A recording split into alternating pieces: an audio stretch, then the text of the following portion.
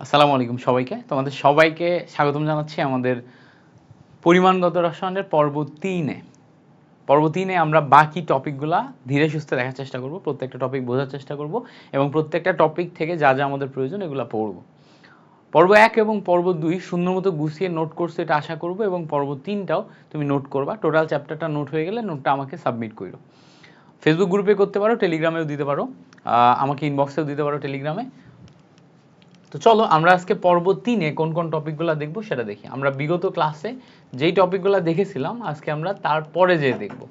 So আমাদের এই সব জিনিসপত্রগুলো আগে কভার হয়ে গেছিল।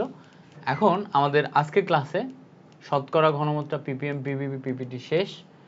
ওকে, এরপরে আমাদের বাকি আছে হচ্ছে লঘুকরণ সূত্র। লঘুকরণ সূত্র থেকে আজকে আমরা যাব।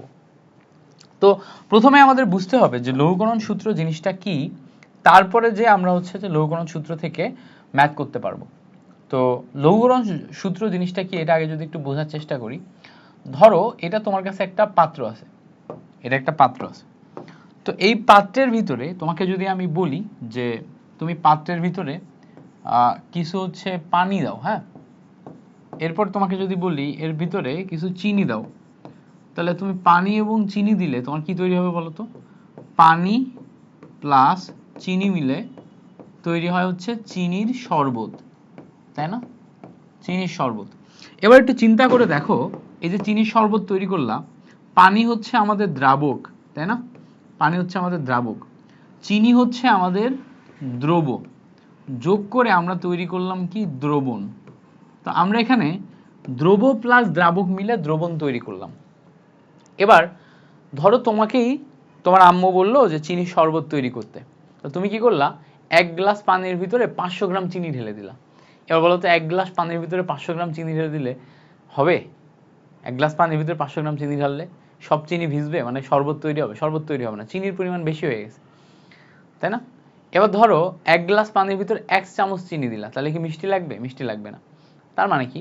তার মানে হচ্ছে যে পানির ভিতরে চিনির পরিমাণ তুমি কতটুকু দিচ্ছ পরিমাণের উপর ডিপেন্ড করবে যে শরবতটা ঘন হবে নাকি শরবতটা পাতলা হবে। এখন প্রশ্ন হচ্ছে কিসের পরিমাণের উপর ডিপেন্ড করবে?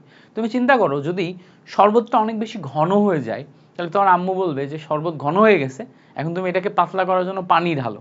তো চিন্তা করো, প্রথম অবস্থায় শরবত তোমার ঘন ছিল, সেই ঘন শরবতকে পাতলা করার জন্য তুমি আরো বাইরে থেকে পানি ঢাললা।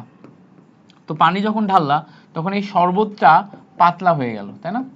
তার মানে চিন্তা করো, এখানে আমরা দ্রাবকের পরিমাণ বাড়ানোর কারণে দ্রবণের চেঞ্জ হচ্ছে, বাট দেখো তো দ্রব বা চিনি এটার কোনো পরিবর্তন হচ্ছে? উত্তর হচ্ছে না, দ্রব বা চিনির কোনো পরিবর্তন হচ্ছে না। অর্থাৎ তুমি যদি দ্রাবক বাড়াও দ্রবণের পরিবর্তন হয়, দ্রবের কোনো পরিবর্তন হয় না। অর্থাৎ শরবতের ভিতরে যতটুকু চিনি দেয়া ছিল চিনির পরিমাণ সেমই থাকছে। তো ব্যাপারটা হচ্ছে এরকম, আমরা দেখছিলাম যে এরকম যে ভিএল পরিমাণ দ্রবণে যদি এন মোল দ্রব থাকে তাহলে খেয়াল করো, এই ভিএল হচ্ছে দ্রবণ, এই ভিএল কি?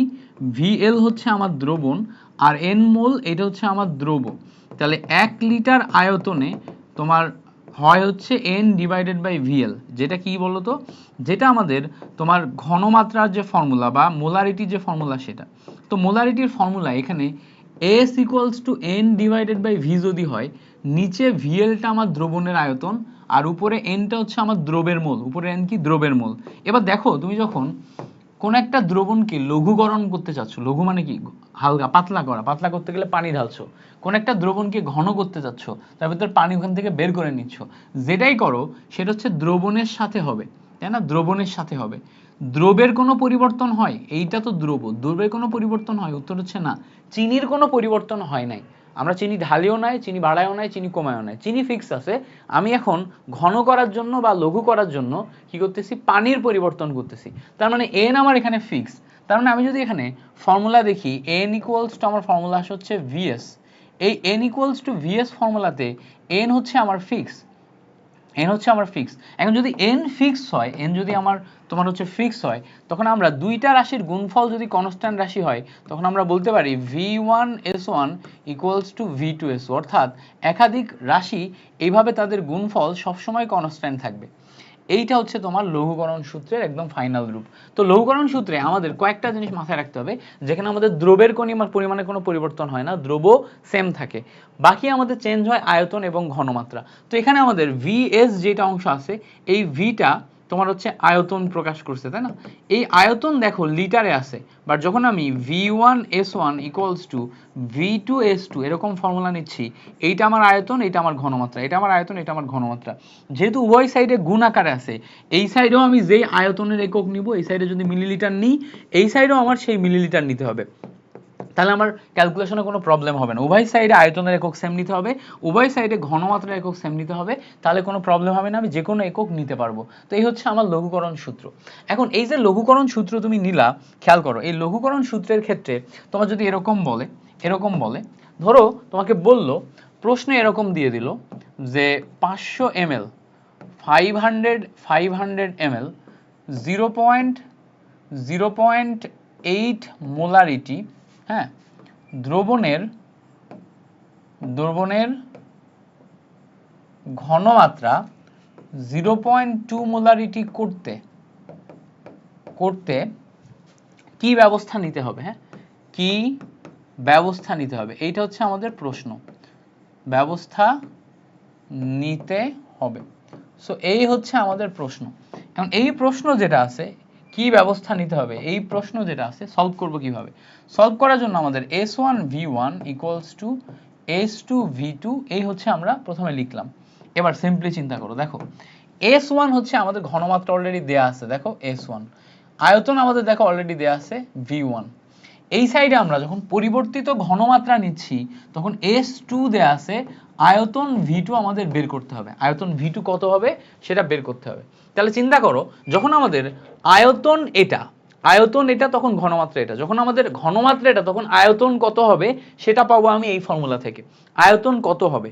তো ব্যাপারটা হচ্ছে এরকম, ধরো এই জায়গাতে অলরেডি আমার একটা দ্রবণ দেয়া আছে, এই দ্রবণের ঘনমাত্রা আমার দেয়া আছে 0.8 মোলারিটি, এর আয়তন দেয়া আছে 500 ml, ঠিক আছে? এখন যদি আমি এইটার ঘনমাত্রা তোমার এই ঘনমাত্রাকে পরিবর্তন করে 0.2 মোলারিটি করি, তখন আমার আয়তন চেঞ্জ হয়ে যাবে। এখন আয়তন যেটা চেঞ্জ হয়ে যাবে, সেই আয়তন বানাইতে গেলে আমার কি ব্যবস্থা গ্রহণ করতে হবে? ওই আয়তনটা কিন্তু ফাইনাল আয়তন, বাট বানানোর জন্য আমার ব্যবস্থা কি নিতে হবে সেটা প্রশ্নে চাইছে। তো দেখো জিনিসটা যদি আমরা একটু খেয়াল করি, S1V1 এর জাস্ট ভ্যালু বসাও। S1 এর ভ্যালু কত? S1 এর ভ্যালু হচ্ছে, দেখো V1 এর ভ্যালু হচ্ছে 500 ml, S1 এর ভ্যালু হচ্ছে 0.8 মোলারিটি, এই সাইডে সলভ করলে S2 এর ভ্যালু 0.2 ইনটু V2, ক্যালকুলেশন যদি করো V2 এর ভ্যালু আসতেছে উপরে দেখো 500 ml 0.8 মোলারিটি ডিভাইডেড বাই 0.2। এবার এটাকে ক্যালকুলেশন করলে তুমি একটা ভ্যালু পাবা। এইটাকে পয়েন্ট তুলে দিলে উপরে যে একটা 10 গুণ হয়ে যায়, পয়েন্ট তুলে দিলে উপরে একটা 10 গুণ হয়ে যায়, তাই না? 10 গুণ 10 ভাগ, এইটা দিয়ে এইটা যদি কাটাকাটি করো তাহলে কত আসবে? দেখো সিম্পল কাটাকাটি করব, এই 10 গুণ হয়ে গেল, এই 10 দিয়ে 0.8 কে যদি গুণ করো তাহলে 8 আসে, তাই না? 8 আসে। তো 10 দিয়ে 0.8 কে গুণ করলে 8 আসে, এই 2 দিয়ে 8 কে ভাগ করলে 4 পাওয়া যায়, তাহলে 4 ইন্টু 500 আমার গুণ হবে, তাহলে 4 ইন্টু 500 গুণ করলে 2000 ml আসে টোটাল মিলে আমার ক্যালকুলেশনে।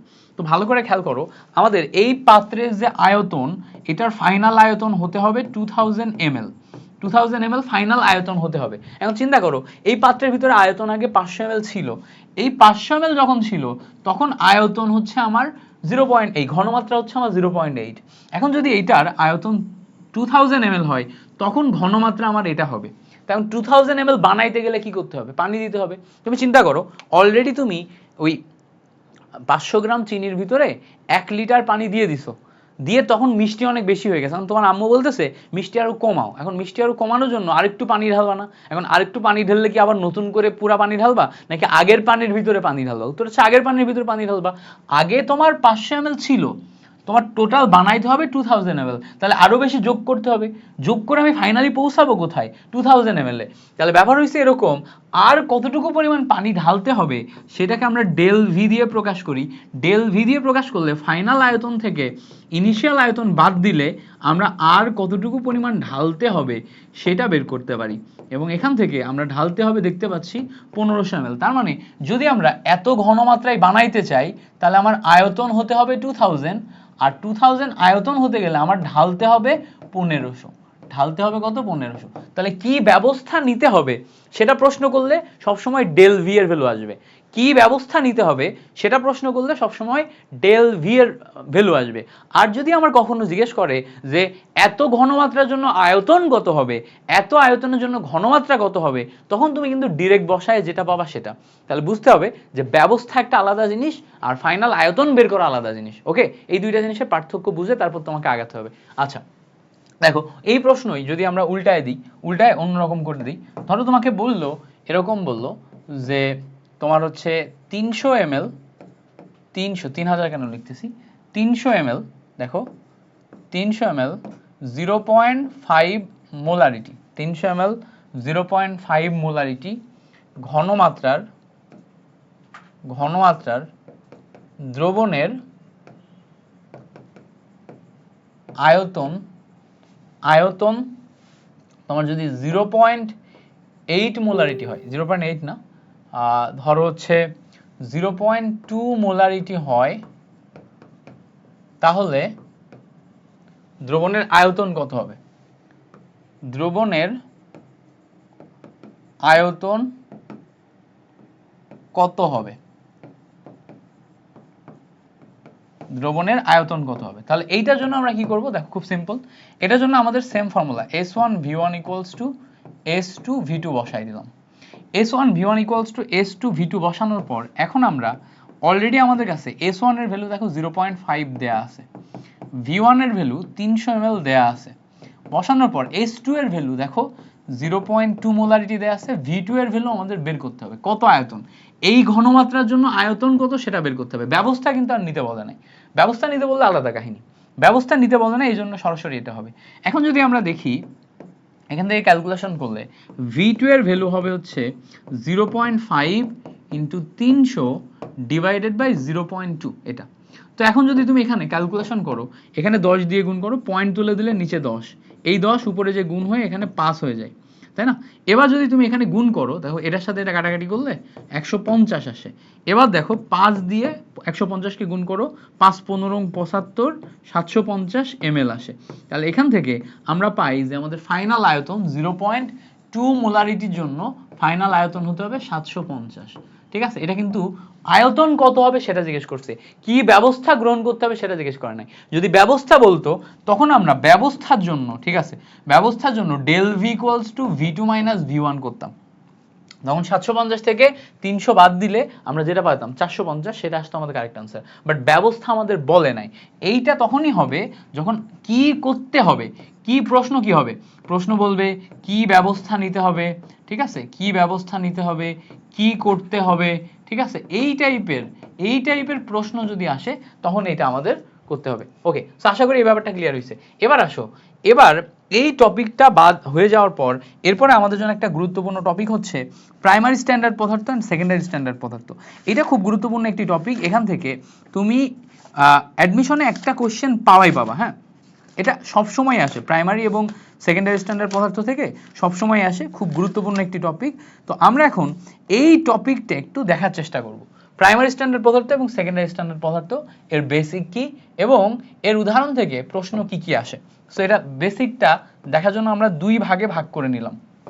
প্রথমে আমরা এই সাইডে লিখলাম প্রাইমারি স্ট্যান্ডার্ড পদার্থ, কি লিখলাম, প্রাইমারি স্ট্যান্ডার্ড, হ্যাঁ, প্রাইমারি স্ট্যান্ডার্ড, ওকে। আর এই সাইডে লিখলাম হচ্ছে সেকেন্ডারি স্ট্যান্ডার্ড। তো এই যে দুইটা জিনিস সেকেন্ডারি স্ট্যান্ডার্ড, এই দুইটা জিনিসের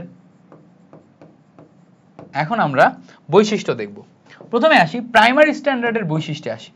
প্রাইমারি স্ট্যান্ডার্ড পদার্থ এইটার বৈশিষ্ট্য কি? প্রথম বৈশিষ্ট্য মাথায় রাখবো, এটা বিশুদ্ধ অবস্থায় পাওয়া যায়, বিশুদ্ধ অবস্থায় পাওয়া যায়।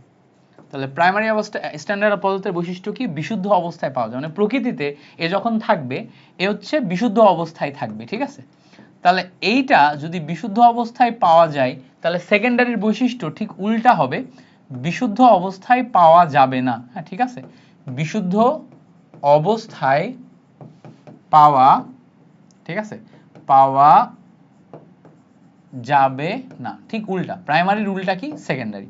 তাহলে এইটা বিশুদ্ধ অবস্থায় পাওয়া যাবে, এটা বিশুদ্ধ অবস্থায় পাওয়া যাবে না। এবার 2 নাম্বার তোমার ঘনমাত্রা, ঘনমাত্রা এই পদার্থ প্রাইমারি স্ট্যান্ডার্ড পদার্থ তুমি যদি কাউকে নাও, এর ঘনমাত্রা পরিবর্তন হবে না, ঘনমাত্রা অপরিবর্তিত অবস্থায় থাকে। কি থাকে? অপরিবর্তিত অবস্থায় থাকে, অপরিবর্তিত, অপরিবর্তিত বর্তিত অবস্থায় থাকে, মানে ঘনমাত্রা পরিবর্তন হয় না, অবস্থায় থাকে। তাহলে এর ঠিক উল্টা হবে এখানে, সেকেন্ডারি ক্ষেত্রে ঘনমাত্রা পরিবর্তন হয়, মানে দীর্ঘদিন রেখে দিলে একা একাই ঘনমাত্রা পরিবর্তন হয়। তাহলে ঘনমাত্রা এর কি হয়ে যায়? পরিবর্তন হয়ে যায়। তার মানে বুঝতে পারছো সেকেন্ডারি অনেক অ্যাক্টিভ আর প্রাইমারি ইনঅ্যাক্টিভ, পরিবর্তন হয়। আচ্ছা, এবার দেখো 3 নাম্বার বৈশিষ্ট্য হচ্ছে বাতাস আছে না, বাতাস মানে কি? অক্সিজেন, আমাদের বাতাস যেটা, মানে আমাদের এনভায়রনমেন্টে যে বাতাস বা অক্সিজেন, এর সংস্পর্শে মানে বাতাসের সাথে যদি লাগে, হ্যাঁ, বাতাসের সংস্পর্শে মানে কি? বাতাসের সাথে যদি লাগে তাহলে বিক্রিয়া করবে, মানে বিক্রিয়া করবে না, করবে না। তো প্রাইমারি স্ট্যান্ডার্ড পদার্থ এ যদি বাতাসের সাথে লাগে তাহলে এ বিক্রিয়া করে না, বাতাসের সংস্পর্শে কোনো বিক্রিয়া করে না, ঠিক আছে? আর এর ক্ষেত্রে যেটা ঘটে, এ যদি বাতাসের সংস্পর্শে লাগে, অক্সিজেন বা বাতাস এর সংস্পর্শে বিক্রিয়া করে, সংস্পর্শে কি হয়? বিক্রিয়া করে। তাহলে একটা হচ্ছে বাতাসের সংস্পর্শে বিক্রিয়া করে না, আর একটা হচ্ছে বাতাসের সংস্পর্শে বিক্রিয়া করে। ওকে, বৈশিষ্ট্যগুলো মনে রাখবা, বৈশিষ্ট্যগুলো থেকে এমসিকিউ আসবে।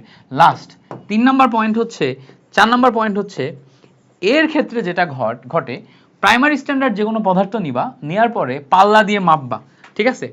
এর বাংলা একটা সুন্দর কথা হচ্ছে নিক্তি, হ্যাঁ, নিক্তি, নিক্তি বা পাল্লা।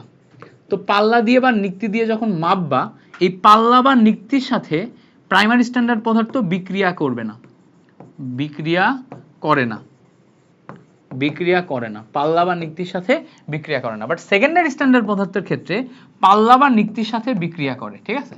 তো পাল্লা বা নিক্তির সাথে, এটা এত বেশি সক্রিয়, পাল্লার সাথে বিক্রিয়া করবে। তো নিক্তি বা পাল্লা এর সাথে বিক্রিয়া করে। এখন প্রশ্ন হচ্ছে ভাইয়া এগুলা তো বুঝলাম, উদাহরণ কারা? উদাহরণ কারা? দেখো একটু এক্সাম্পল দেখলে বুঝতে পারবা, এক্সাম্পল দেখলে কারা প্রাইমারি এবং কারা সেকেন্ডারি এটা ক্লিয়ার হবে। তো আমি একটু উদাহরণ দিয়ে তোমাকে বোঝানোর চেষ্টা করি। প্রাইমারি স্ট্যান্ডার্ড পদার্থ চেনার উপায় হচ্ছে, প্রাইমারি স্ট্যান্ডার্ড পদার্থে সি থাকবে, কি থাকবে? সি থাকবে। আবার বলি, প্রাইমারি স্ট্যান্ডার্ড পদার্থ চেনার উপায় হচ্ছে প্রাইমারি স্ট্যান্ডার্ড পদার্থে সি থাকবে। সি মানে কি? দেখো sodium carbonate Na2CO3, sodium carbonate, C আছে না, সি আছে না, এটা হচ্ছে তোমার প্রাইমারি স্ট্যান্ডার্ড পদার্থ। ওকে, তারপরে দেখো K2Cr2O7, এই যে Cr2 এর সি আছে না, সেকেন্ডারি স্ট্যান্ডার্ড পদার্থ। তারপরে দেখো H2C2O4, সি আছে না, সেকেন্ডারি স্ট্যান্ডার্ড পদার্থ, দেখো প্রাইমারি স্ট্যান্ডার্ড পদার্থ। তারপরে দেখো Na2C2O4, সি আছে না, প্রাইমারি স্ট্যান্ডার্ড পদার্থ। যেগুলাতে তোমার সি থাকবে, যেগুলাতে তোমার সি থাকবে, এরা সবাই তোমার প্রাইমারি স্ট্যান্ডার্ড পদার্থ, এরা সবাই প্রাইমারি স্ট্যান্ডার্ড পদার্থ, মাথায় রাখতে হবে সি থাকলে সে প্রাইমারি স্ট্যান্ডার্ড পদার্থ। এবার এক্সেপ্ট একটা সি বাদে বাকি সবাই, কোনটা? HCl এ সি আছে না, HCl এ সি আছে না, HCl এ সি, এইটাতে সি থাকা সত্ত্বেও এ প্রাইমারি না। তাহলে এ যদি প্রাইমারি না হয়, সি থাকা সত্ত্বেও যদি প্রাইমারি না হয়, তাহলে এ কি? এ হচ্ছে সেকেন্ডারি। সেকেন্ডারি স্ট্যান্ডার্ড পদার্থ হওয়ার পিছের কারণ হচ্ছে এই যে সি যেটা আছে, খেয়াল করো, এই যে সি যেটা আছে, এই সি দিয়ে HCl তৈরি হচ্ছে, HCl হচ্ছে হাইড্রোক্লোরিক অ্যাসিড, এ অত্যন্ত সক্রিয়, বিশুদ্ধ অবস্থায় পাওয়া যায় না, ঘনমাত্রার পরিবর্তন হয়, বাতাসের সংস্পর্শে বিক্রিয়া করে, পাল্লাকে ক্ষতিগ্রস্ত করে, পাল্লার সাথে বিক্রিয়া করে। তাহলে এ তো তোমার প্রাইমারি হইতে পারে না। এবার প্রশ্ন হচ্ছে আর কারা সেকেন্ডারি? দেখো সোডিয়াম হাইড্রোক্সাইড, কোনো সি নাই এবং একটি অত্যন্ত সক্রিয় যৌগ, এই সমস্ত বৈশিষ্ট্য মানে, অত্যন্ত সক্রিয় যৌগ সমস্ত বৈশিষ্ট্য মানে। তারপরে দেখো পটাশিয়াম পারম্যাঙ্গানেট KMnO4 অত্যন্ত সক্রিয় একটি যৌগ, এই সমস্ত বৈশিষ্ট্য মানে। বুঝতে পারছো? অত্যন্ত সক্রিয় যৌগ, এই সমস্ত বৈশিষ্ট্য মানে। পাশাপাশি দেখো সালফিউরিক অ্যাসিড, তুমি তো জানোই সালফিউরিক অ্যাসিড অত্যন্ত সক্রিয় যৌগ, এও এই সমস্ত বৈশিষ্ট্য তোমার মানবে। এবার দেখো এরপরে যে আমরা যদি দেখার চেষ্টা করি, আরো যৌগ আছে Na2S2O3 সাথে 5 মলিকিউল পানি, এটাকে বলা হচ্ছে সোডিয়াম থায়োসালফেট।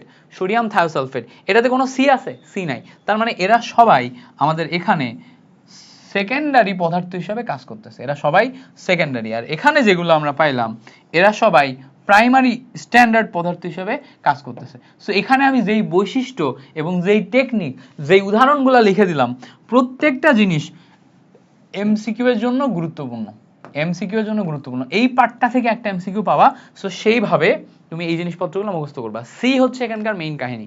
সি থাকলে প্রাইমারি, সি থাকলে প্রাইমারি, সি না থাকলে সেকেন্ডারি। তবে HCl হচ্ছে ব্যতিক্রম, HCl এ সি থাকা সত্ত্বেও সে সেকেন্ডারি। এটা হচ্ছে কি আমাদের এই নিয়মের ব্যতিক্রম, মাথায় থাকবে। সো এই হচ্ছে আমাদের প্রাইমারি এবং সেকেন্ডারি স্ট্যান্ডার্ড পদার্থ সম্পর্কে বেসিক যে ধারণাগুলো, সেগুলো আমরা পেয়ে গেলাম। এবার আসো আমাদের এখানে টাইট্রেশন, টাইট্রেশনের ম্যাথ এবং নির্দেশক, এই জিনিসটা আমরা এখন ভালো করে পড়বো। টাইট্রেশন কি, টাইট্রেশনের ম্যাথ কি, টাইট্রেশনের নির্দেশক, ঠিক আছে? টাইট্রেশন কি ব্যাপারটা আগে বোঝার চেষ্টা করব। টাইট্রেশনের বেসিকটা দেখো। টাইট্রেশন কি? টাইট্রেশন কথাটার মানে হচ্ছে, টাইট্রেশন কথাটার মানে হচ্ছে জানা ঘনমাত্রার দ্রবণের সাহায্যে, জানা ঘনমাত্রার দ্রবণের সাহায্যে, দ্রবণের সাহায্যে, ঠিক আছে, অজানা ঘনমাত্রা বের করা, অজানা ঘনমাত্রা বের করা, এটাকে আমরা টাইট্রেশন বলি। একদম সহজ ল্যাঙ্গুয়েজে বললাম, জানা ঘনমাত্রা দ্রবণের সাহায্যে অজানা ঘনমাত্রা বের করা। এছাড়া টাইট্রেশনের আরেকটা যেই বেসিক কথা হচ্ছে, টাইট্রেশন সবসময় ঘটে হচ্ছে অম্ল এবং ক্ষারের মাঝখানে। অম্ল এবং ক্ষার যদি বিক্রিয়া করে, তখন বিক্রিয়া করে লবণ পানি তৈরি করে, তাই না? লবণ পানি তৈরি করে, এই বিক্রিয়াকে বলা হচ্ছে টাইট্রেশন বিক্রিয়া, টাইট্রেশন বিক্রিয়া। তো এই যে টাইট্রেশন বিক্রিয়া আমরা দেখলাম, ধরো একটা অম্ল হিসেবে আমরা হাইড্রোক্লোরিক অ্যাসিড নিলাম, ক্ষার হিসেবে আমরা সোডিয়াম হাইড্রোক্সাইড নিলাম, নিয়ে বিক্রিয়া শেষে আমাদের লবণ, সোডিয়াম ক্লোরাইড এবং পানি তৈরি হলো। তো এই জায়গায় আমরা অম্ল ক্ষারের বিক্রিয়া করে লবণ পানি তৈরি করলাম না, এটা একটা স্পেসিফিক রিয়াকশন। অম্ল ক্ষারের বিক্রিয়ায় লবণ পানি একটা স্পেসিফিক রিয়াকশন। তো এখন যদি এমন ঘটে, ব্যাপারটা যদি এমন ঘটে, এই অম্লের ঘনমাত্রা আমার জানা, ঠিক আছে, আর এর সাথে আমি ক্ষারের ঘনমাত্রা জানি না, এইটার বিক্রিয়া করাইছি, তো অম্লের ঘনমাত্রা জানা, এর সাথে এইটার বিক্রিয়া করায় যদি আমি এই ক্ষারের ঘনমাত্রা বের করতে পারি, তাহলে অম্লের সাথে ক্ষারের বিক্রিয়া করে একটা জানা ঘনমাত্রা দ্রবণের সাহায্যে একটা অজানা ঘনমাত্রা দ্রবণ বের করার যেই তোমার পদ্ধতি, এইটাকে বলা হচ্ছে টাইট্রেশন। এটাকে বলে কি? টাইট্রেশন। এখন এই টাইট্রেশন যখন তুমি করবা, টোটাল টাইট্রেশনে তোমার হচ্ছে নির্দেশক ব্যবহার হবে। নির্দেশক, তো আগে আমরা নির্দেশক নিয়ে কথা বলবো। নির্দেশক ব্যবহার হবে। তো নির্দেশক কেন ব্যবহার হবে? কারণ হচ্ছে তুমি যখন টাইট্রেশন বিক্রিয়া করাবা, তুমি যখন টাইট্রেশন বা প্রশমন বিক্রিয়া করাবা, তখন এখানে ক্ষার এবং অম্ল, ক্ষার এবং অম্ল এগুলার ভিতরে আবার ভেরিয়েশন আছে। ভেরিয়েশন বলতে কি? ধরো তোমাকে আমি বললাম যে তুমি অম্ল হিসেবে হাইড্রোক্লোরিক অ্যাসিড নিলে, যেটা একটা শক্তিশালী অম্ল, বাট ক্ষার হিসেবে অ্যামোনিয়াম ক্লোরাইড নিলে, যেটা দুর্বল। এবার আমি তোমাকে বললাম যে ঠিক আছে, অম্ল হিসেবে তুমি HCl নিলে, ক্ষার হিসেবে সোডিয়াম হাইড্রোক্সাইড নিলে, দুইটাই সবল। এখন আমি তোমাকে বললাম অম্ল হিসেবে CH3COOH নাও, এবং ক্ষার হিসেবে তুমি নিবা হচ্ছে সোডিয়াম হাইড্রোক্সাইড। দেখো এবার খেয়াল করো, এইটা দুর্বল, এইটা সবল। এবার তোমাকে আমি বললাম যে না ঠিক আছে, অম্ল হিসেবে তুমি CH3COOH নাও, ক্ষার হিসেবে অ্যামোনিয়াম ক্লোরাইড নাও, ঠিক আছে? এবার একটু ভালো করে খেয়াল করো তো, এইটা আমার স্ট্রং, এইটা আমার উইক।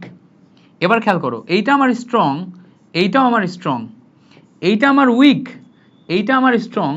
খেয়াল করো, এইটা আমার উইক, এইটাও আমার উইক, তাই না? এটাও আমার উইক। তার মানে এখন আমি যদি এই 4 ধরনের ভেরিয়েশন নিই, strong acid, weak base, strong acid strong base, weak acid strong base, weak acid weak base, এই 4 ধরনের ভেরিয়েশনে আমার 4 ধরনের বিক্রিয়া হবে। 4 ধরনের বিক্রিয়া হলে আমরা নির্দেশক যেটা ব্যবহার করব, আমার নির্দেশকের ক্যাটাগরিও ভিন্ন ভিন্ন হয়ে যাবে। এখন দেখো, চাইলে আমি তোমাকে এর উপরে 1 ঘন্টা ক্লাস দিয়ে তোমাকে টাইট্রেশনে 1 ঘন্টা পড়াইতে পারবো, বাট আমার কাজ হচ্ছে তোমাকে চান্স পাওয়ানো। আমার কাজ হচ্ছে তোমাকে চান্স পাওয়ানো। চান্স পাওয়ানোর জন্য তোমার যতটুকু লাগবে ততটুকুই পড়ানো এবং ততটুকু খুব ভালো করে শেখাই দেওয়া। 50 ঘন্টা, 30 ঘন্টা, 40 ঘন্টা ক্লাস তো বহুত করছো, তুমি খালি এখন টেকনিকটা শিখবা, ঠিক আছে? এবং যেগুলো প্রয়োজন ওগুলো ভালো করে শিখে নাও। তোমার চান্স পাওয়ানোর জন্য যতটুকু দরকার ততটুকু শিখে নাও। কি শিখবা দেখো, আমরা জানি যে এই অম্লক্ষার টাইট্রেশনের রিঅ্যাকশনে আমাদের যখন নিউট্রালাইজেশন হয় তখন এখানে পিএইচ এর একটা ফ্যাক্টর আসে। তো পিএইচ ফ্যাক্টর মানে এখানে পিএইচ স্কেল প্রয়োজন হবে। তো আমরা একটা পিএইচ স্কেল যদি দেখি, পিএইচ স্কেলের এই প্রান্তে 0 থাকে আর এই প্রান্তে কত থাকে, 14 থাকে, মাঝখানে থাকে 7।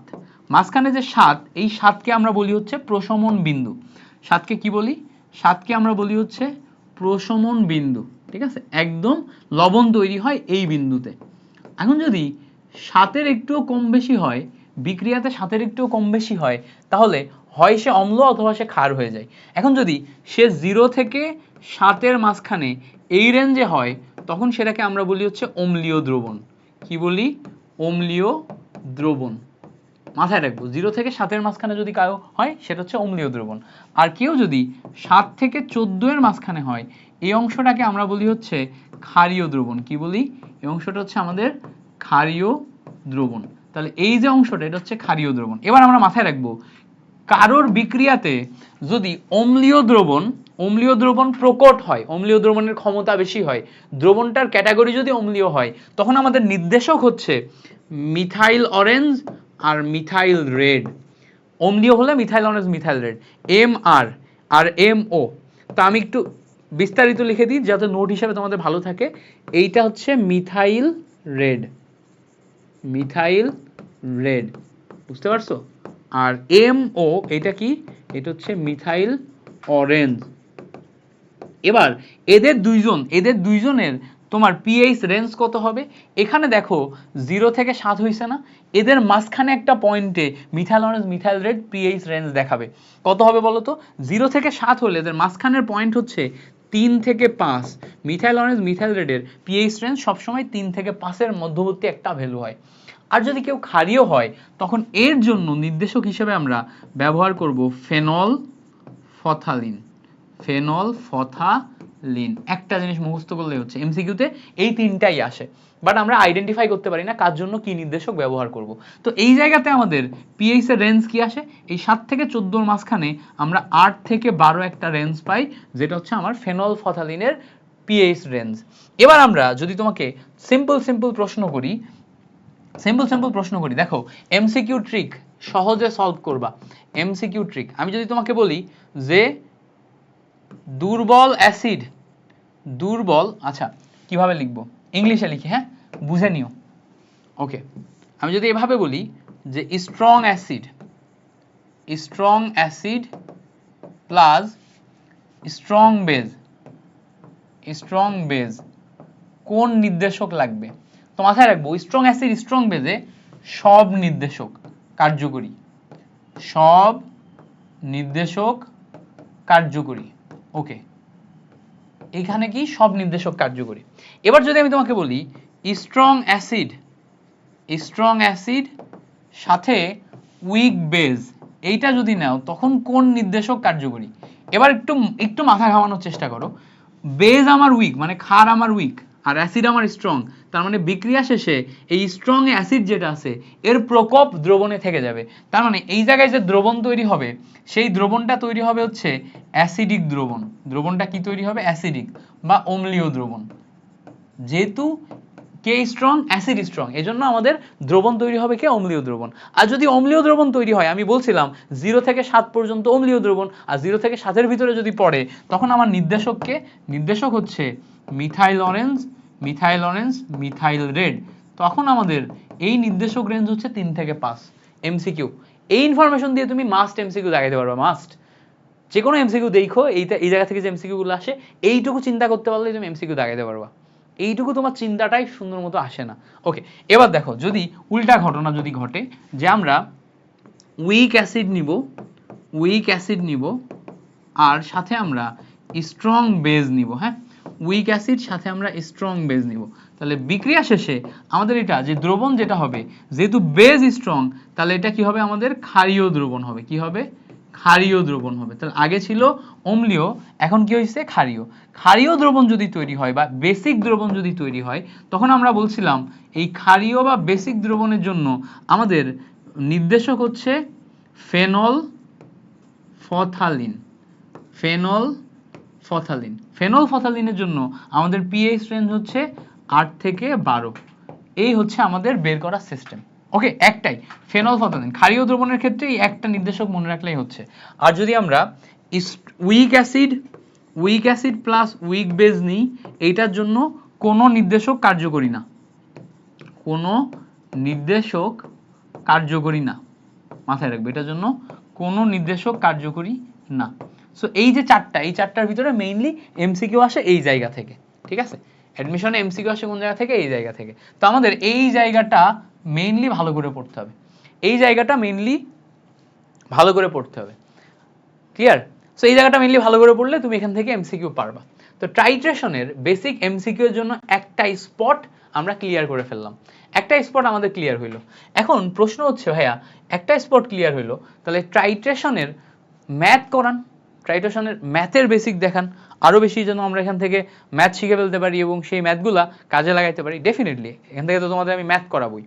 দেখো, টাইট্রেশনের ম্যাথের জন্য তোমাকে আমি একটা ফর্মুলা শেখাবো, টাইট্রেশনের ম্যাথের ফর্মুলা। সো ম্যাথ করানোর জন্য এই একটা ফর্মুলা তুমি ভালো করে শিখে রাখো, মাথায় রাখবা। টাইট্রেশনের ম্যাথের ফর্মুলা হচ্ছে summation of EN of acid, এইটা হচ্ছে বাম সাইডে লিখবা সবসময়, আর ডান সাইডে লিখবা summation of EN of base, এটা হচ্ছে ডান সাইডে। বেজের সাথে যদি কখনো মেটাল দেয়া থাকে, সেটাও ডান সাইডেই ক্যালকুলেট হবে ক্ষারের সাথে, কারণ মেটাল থেকে ক্ষার তৈরি করা যায়। এখন বলবো ভাই ফর্মুলা দেখালেন, ফর্মুলাতে আগামাথা কিছুই বুঝলাম না। দেখো আগামাথা বুঝাচ্ছি। দেখো, ধরো তোমার একটা পাত্রের ভিতরে টাইট্রেশন করলাম আমরা, টাইট্রেশন কি করলাম, এর ভিতরে আমরা হাইড্রোক্লোরিক অ্যাসিড দিলাম, এর ভিতরে আমরা সালফিউরিক অ্যাসিড দিলাম, এবং আমরা বললাম এই হাইড্রোক্লোরিক অ্যাসিড এবং সালফিউরিক অ্যাসিডকে নিউট্রাল করার জন্য এর ভিতরে আমরা কি করছি, আমরা সোডিয়াম হাইড্রোক্সাইড খাদ দিছি এবং এর ভিতরে আমরা ম্যাগনেসিয়াম হাইড্রোক্সাইড খাদ দিছি। তো আমরা দুইটা অ্যাসিড এবং দুইটা ক্ষারকে একটা দ্রবণের ভিতর দিয়ে সম্পূর্ণরূপে টাইট্রেশন করে ফেলছি। তাহলে সম্পূর্ণরূপে টাইট্রেশন করলে এটা এখন পূর্ণ প্রশমিত হবে। তো টাইট্রেশনের ম্যাথে আমাদের সবসময় উল্লেখ থাকবে পূর্ণ প্রশমিত, মানে সম্পূর্ণরূপে প্রশমিত হয়ে গেছে, মানে টাইট্রেশন হয়েছে। তখন তুমি একটা জানা ঘনমাত্রা দ্রবণের সাথে আরেকটা অজানা ঘনমাত্রা দ্রবণে ক্যালকুলেশন করতে পারবা। এখন প্রশ্ন হচ্ছে তাহলে আমি এখন করব কিভাবে? এখানে খুব সিম্পল, টাইট্রেশনের এই ম্যাথ করার জন্য আমরা এখানে এখন যেটা করব, এই জায়গায় যা করছি সেটাই আমি এখানে বসাবো, হিসাব অনুযায়ী দেখব। তো খেয়াল করো, এখানে সামেশন চিহ্ন আছে। সামেশন মানে কি? যোগফল। সামেশন কথাটার মানে হচ্ছে যোগফল, যোগ করা। ঠিক আছে, তো যতগুলো অ্যাসিড আছে সব অ্যাসিডগুলোকে যোগ করা। তো অ্যাসিড দেখো কয়টা আছে? দুইটা আছে, HCl আর সালফিউরিক অ্যাসিড। তো তুমি প্রথমে মাঝখানে দাগ দাও, দেওয়ার পর বাম সাইডে সমস্ত অ্যাসিডগুলোকে যোগ করবা আর ডান সাইডে সমস্ত ক্ষারগুলোকে যোগ করবা। বাম সাইডে অ্যাসিড আমার কয়টা আছে? দুইটা আছে। তো প্রথমে এই ইএন লিখবো, কোন অ্যাসিডের জন্য ইএন লিখবো? হাইড্রোক্লোরিক অ্যাসিডের জন্য ইএন লিখবো, লিখে ফেললাম। প্লাস বাম সাইডে আরেকটা অ্যাসিড আছে সালফিউরিক অ্যাসিড নিলাম, সালফিউরিক অ্যাসিডের জন্য ইএন লিখবো। ঠিক আছে, তার মানে ইএন তার আগে সামেশন থাকা মানে যতগুলো অ্যাসিড আছে সবগুলো অ্যাসিডকে এইভাবে বাম সাইডে লিখতে হবে। এখন তোমার মনে প্রশ্ন আসবে, ভাই ইএন জিনিসটা কি? দেখো, ই মানে হচ্ছে তুল্য সংখ্যা, ঠিক আছে, আর এন মানে হচ্ছে মোল সংখ্যা। ওই যে শুরুতে দেখাইছি চ্যাপ্টারের শুরুতে, এন মানে হচ্ছে মোল। এখন বলবা ভাই তুল্য সংখ্যা কি? দেখো, অ্যাসিড এবং বেজের ক্ষেত্রে তুল্য সংখ্যা কি? অ্যাসিডের ক্ষেত্রে যে কয়টা হাইড্রোজেন ছাড়তে পারবে সেটাই হচ্ছে তার তুল্য সংখ্যা। বেজের ক্ষেত্রে বা ক্ষারের ক্ষেত্রে যে কয়টা হাইড্রক্সিল ছাড়তে পারবে সেটাই হচ্ছে তার তুল্য সংখ্যা। তাহলে তুল্য সংখ্যার ক্ষেত্রে হাইড্রোজেন প্লাস আয়ন এবং হাইড্রক্সিল মাইনাস আয়ন সংখ্যা যে কটা ছাড়তে পারে। ওকে, এবার তাহলে বাম সাইডে কি করব? সেম ভাবে বাম সাইডে হিসাব করার জন্য ক্ষারগুলাকে যোগ করব। ক্ষার আছে কয়টা? দুইটা। তাহলে দেখো, ইএন অফ প্রথম ক্ষার হচ্ছে আমার sodium hydroxide plus EN of দ্বিতীয় ক্ষার হচ্ছে আমার ম্যাগনেসিয়াম হাইড্রক্সাইড। তাহলে প্রথমে প্রথম ক্ষার নিলাম, তারপরে 2 নাম্বার খার নিলাম। ওরে বাবা রে, দাগটা পড়, ময়লা হয়েছে বোর্ডে, পরিষ্কার করা লাগবে, দাগ পড়তেছে না মাঝে মাঝে। তাহলে দেখো এটা হচ্ছে প্রথম, এই অ্যাসিডগুলাকে বাম সাইডে লিখছি আর ক্ষারগুলাকে কি করছি ডান সাইডে লিখছি। এখন প্রশ্ন হচ্ছে ভাই অ্যাসিড এবং ক্ষার তো নিলেন, প্রশমন বিক্রিয়ার ইকুয়েশন লিখলেন, এটা দিয়ে কি ম্যাথ করা যাবে? উত্তর হচ্ছে ইয়েস, ম্যাথ করা যাবে। এই যে অ্যাসিডগুলো আছে খেয়াল করো, এই অ্যাসিডে হাইড্রোজেন প্লাস আয়ন ছাড়তে পারে কয়টা? 2টা। তো যদি এখানে হাইড্রোজেন প্লাস আয়ন 2টা ছাড়তে পারে, ই এর জায়গায় তুমি 2 বসাবা, এই মোল ভেঙে তুমি যেই ইনফরমেশন তোমার দেয়া থাকবে সেটাই যাইতে পারবা। সাপোজ ধরো সালফিউরিক অ্যাসিডের ভর দেয়া আছে, তো তুমি উপরে ডাব্লিউ লিখবা, নিচে এম লিখবা, কার জন্য? সালফিউরিক অ্যাসিডের জন্য, ক্যালকুলেশন ইজি। এবার ধরো হাইড্রোক্লোরিক অ্যাসিডের জন্য কি লিখবা? হাইড্রোক্লোরিক অ্যাসিড একটা হাইড্রোজেন ছাড়তে পারে, তাহলে ই এর মান 1। এই এন কে ভেঙে সাপোজ ধরো তোমার আয়তন এবং ঘনমাত্রা দেয়া আছে, তো তুমি এন কে ভেঙে ভিএস লিখতে পারো, ভি হচ্ছে লিটারে, কারণ এন কে ভেঙে যে ভিএস পাওয়া যায় ভি সবসময় লিটারে লিখতে হয়, ঠিক আছে? তাহলে ভি লিটারে দিয়ে লিখে ফেললাম। ডান সাইডে ধরো আমাদের ক্ষারগুলো আছে, তো এই ক্ষার সোডিয়াম হাইড্রোক্সাইড ক্ষারে ওএইচ কয়টা ছাড়তে পারে? একটা, তাহলে ই এর ভ্যালু 1 হবে। এন কে ভেঙে সাপোজ ধরো এখানেও ভিএস করতে হবে, তাহলে ভিএস করলাম, কার জন্য? সোডিয়াম হাইড্রোক্সাইডের জন্য। এটা কার জন্য ছিল? এটা HCl এর জন্য ছিল।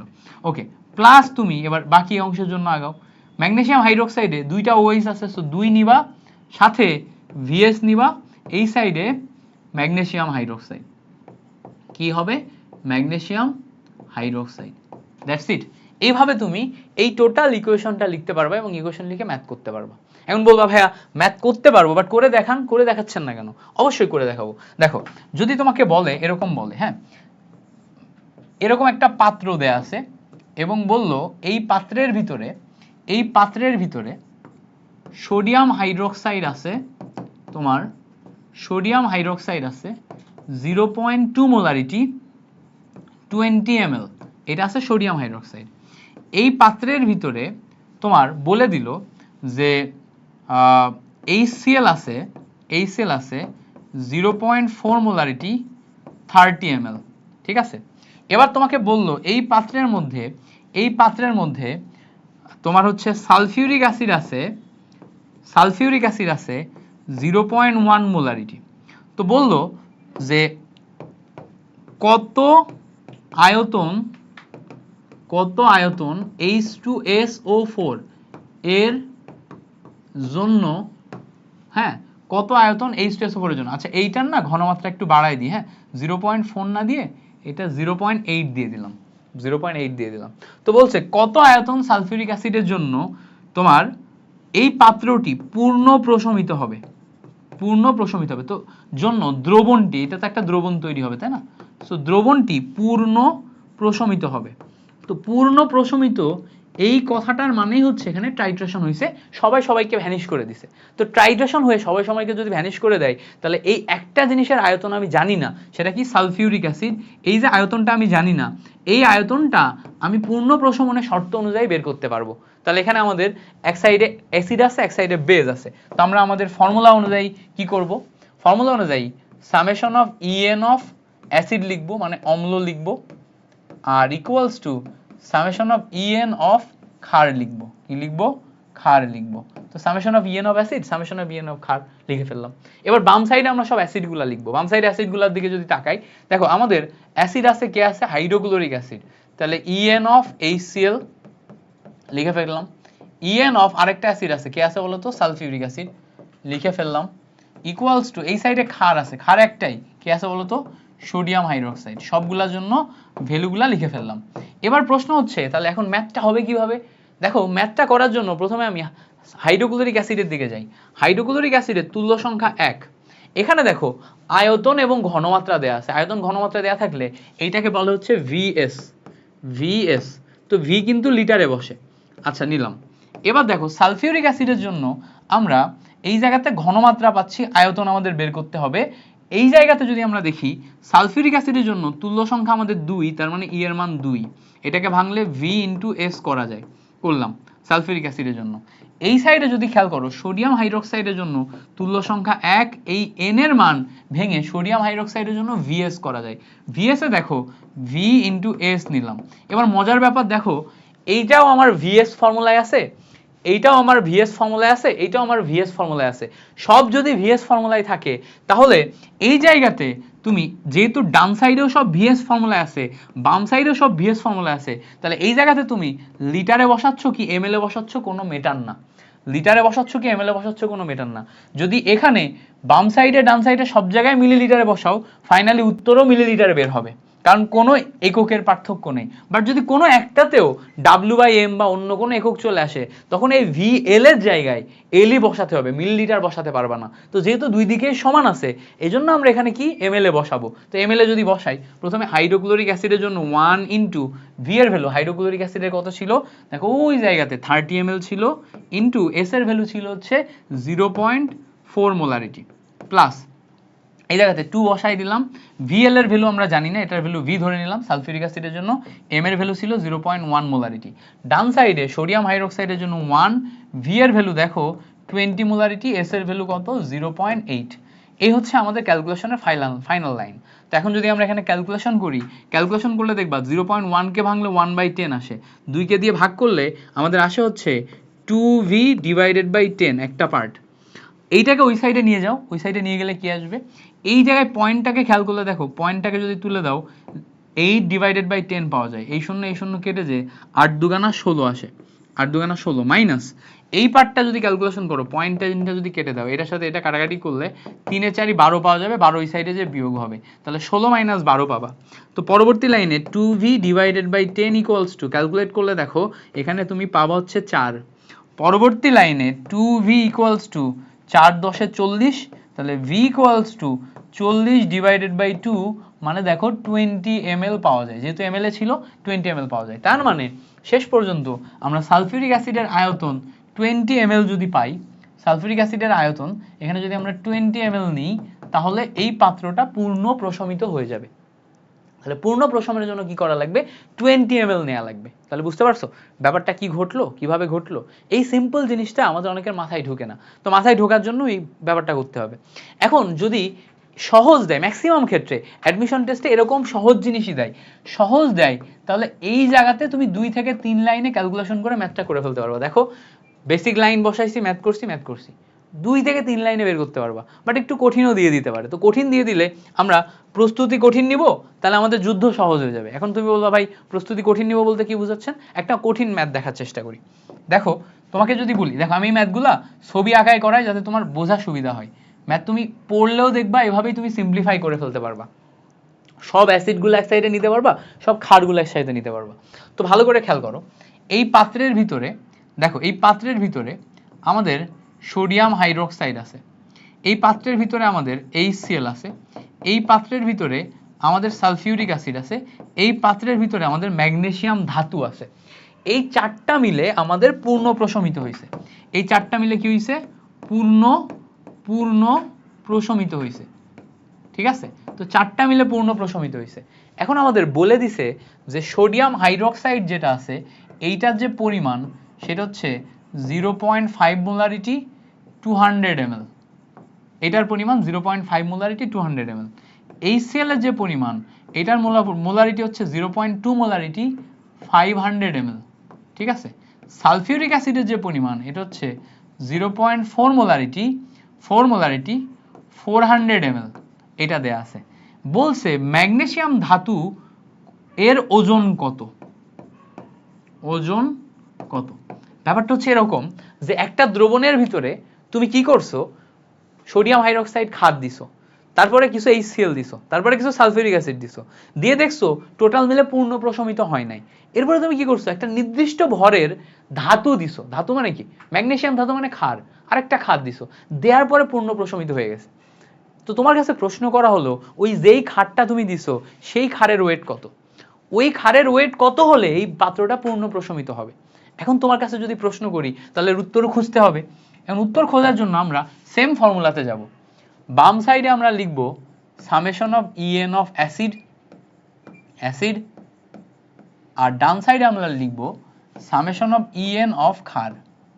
বাট আমাদের একটা জিনিস মাথায় রাখতে হবে, ক্ষার আর ধাতু একই জিনিস। তো ক্ষার যদি থাকে ধাতু যদি থাকে ধাতুও লিখতে পারবো, ক্ষারও লিখতে পারবো। অর্থাৎ সমস্ত ক্ষার এবং ধাতুগুলো ডান সাইডে ক্যালকুলেশন হবে, সমস্ত অ্যাসিডগুলো বাম সাইডে ক্যালকুলেশন হবে। তো অ্যাসিডগুলা আমার হাতে কয়টা অ্যাসিড আছে? অ্যাসিড আছে দেখো আমার হাতে দুইটা, সালফিউরিক অ্যাসিড আর হাইড্রোক্লোরিক অ্যাসিড।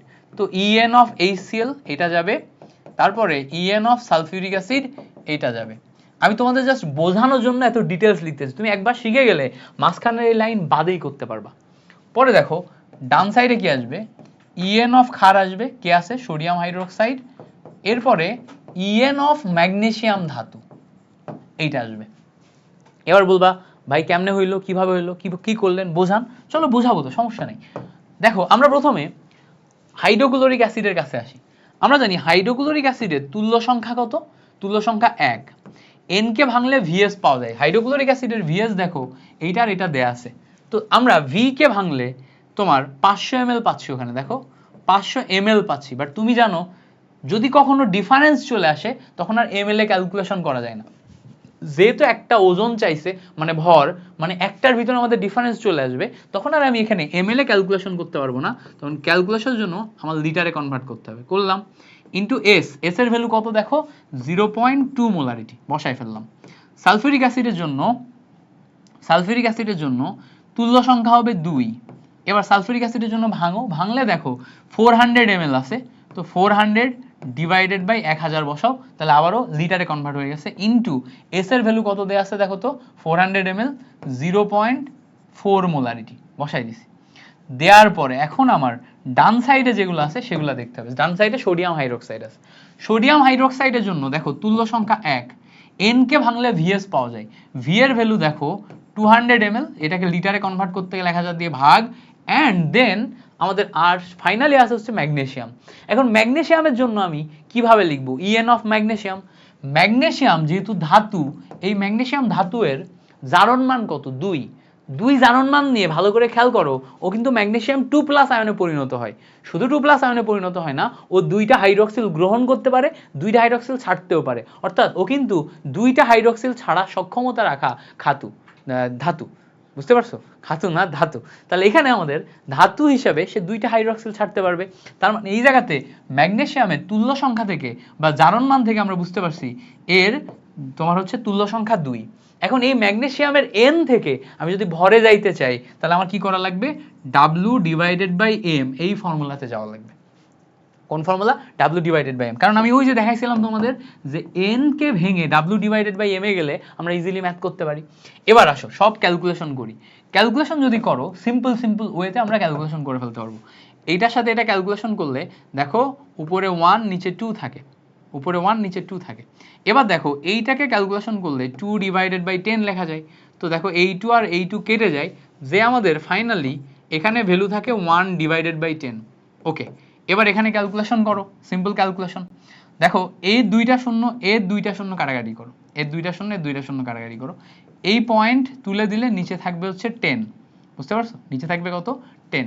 এইবারটা যদি একটু গুণ করো, দেখো 4 4 16, 16 দুগুণা 32, উপরে যাবে 32, নিচে যাবে 100। কেন 100?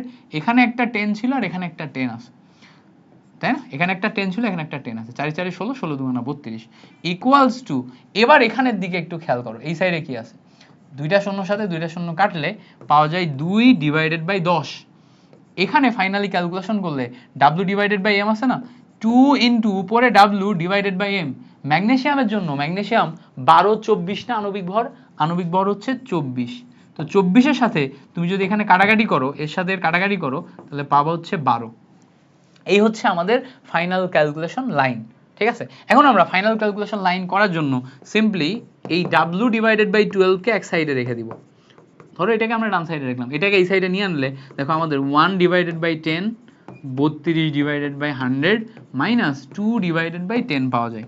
ফাইনাল লাইন ক্যালকুলেশন করো, নিচে যাবে আমাদের 100।